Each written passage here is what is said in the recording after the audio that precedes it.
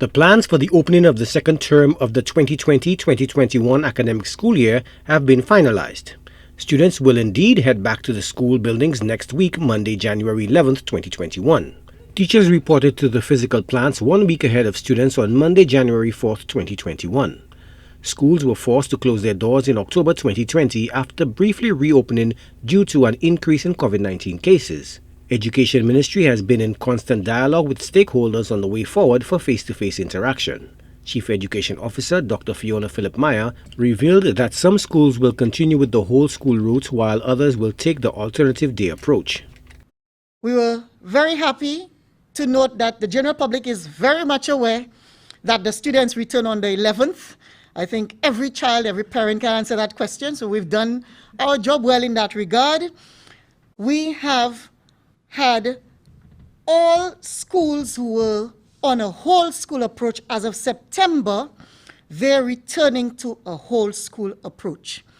We do have 34 schools that will be still on the alternate day approach because of the numbers that they have as part of the phased reopening of school. Dr. Gail Rigobert expressed confidence in welcoming students safely back into the physical school buildings amid the COVID-19 environment. I must begin by acknowledging the extraordinary efforts of the team at the Ministry of Education, along with colleagues from the Ministry of Health and other stakeholders, agencies, and partners.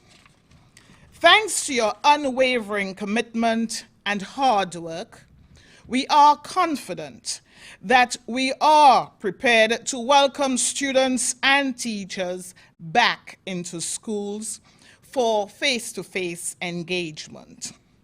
Chief Environmental Health Officer Parker Ragananan encourages the wearing of both face shields and masks in schools. He also urges teachers to appoint times for safe mask breaks for students. We continue to advocate not just for the wearing of face mask, but in the school environment, there may be need to wear the face shield as well, because we recognize that the environment may not always lend itself appropriate to just face mask, but face shields can be worn. And we encourage teachers on a classroom basis to be able to determine appropriate times where there can be a break from wearing a face mask if there is need for that. And therefore we call it the mask breaks. And that has to be worked out at the classroom levels. Chief Education Officer Dr. Fiona Philip-Meyer says the reopening of school plans was guided by the education sector continuity plan in a COVID-19 environment.